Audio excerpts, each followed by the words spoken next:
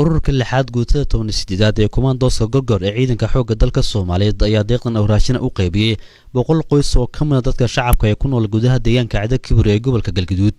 deeqdan oo isku jirta noocyada kala duwan ee raashinka ayaa gudoomiyaha deegaanka Cado Kibir Daahir Daawud Faarax waxa uu kaga madcelisay ciidanka xoogga dalka gaar ahaan ururka lixaad ee kumaandooska gorgor.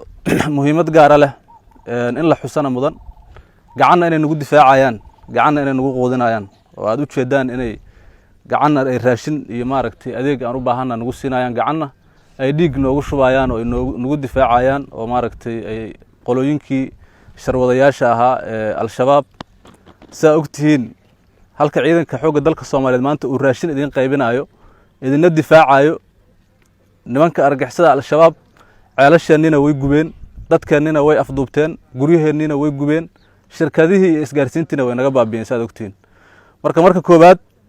aan u mahad celino ciidanka xoogga dalka Soomaaliyeed aan maaragtay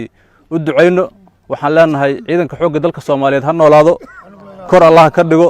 dawladda Allah noo awood siiyo. taliyaha ururka lixaad ee gorgor gaashaan la Cabdi Maxamuud Soolnuug ayaa sheegay in waajibaadka ciidanka ay ka mid tahay in gacanta lagu caawiyo shacabka gacanna lagu difaaco soo uga madcelinaya xafiiska arrimaha bulshada ee isku xirka ciidanka iyo dadka shacabka. suuragal ma kula tahay qof weyn ee baaluq ah ee dhowr iyo 20 jir ama 30 ka badan jira in laga dhaadhiciyo Cado Kibir oo ku dhashay laftiidii kuwa degan waa gaalo ma suurtoobi kartaa arrinkani waa arrin ka fog waa 2 jirkii canuga marka la geeyay iskuulka waxa lagu soo bilaabay in loo geliyo in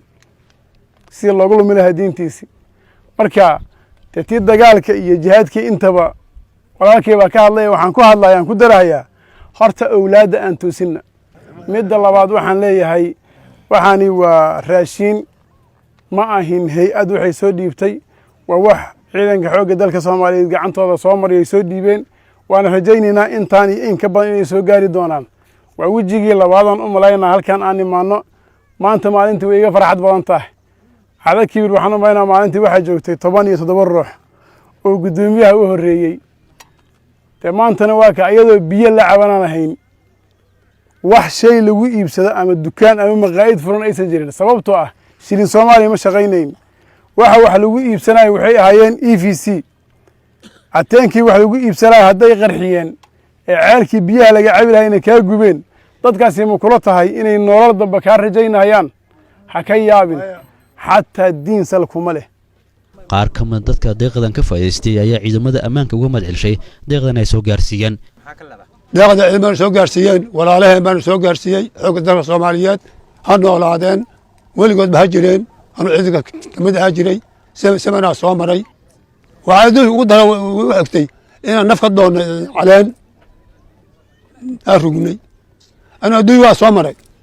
xoogga dalka kamid ah anu kamid ah waa ku soo gubtay waa ku ilma dhalay alxamdulillah rabbil caalamiin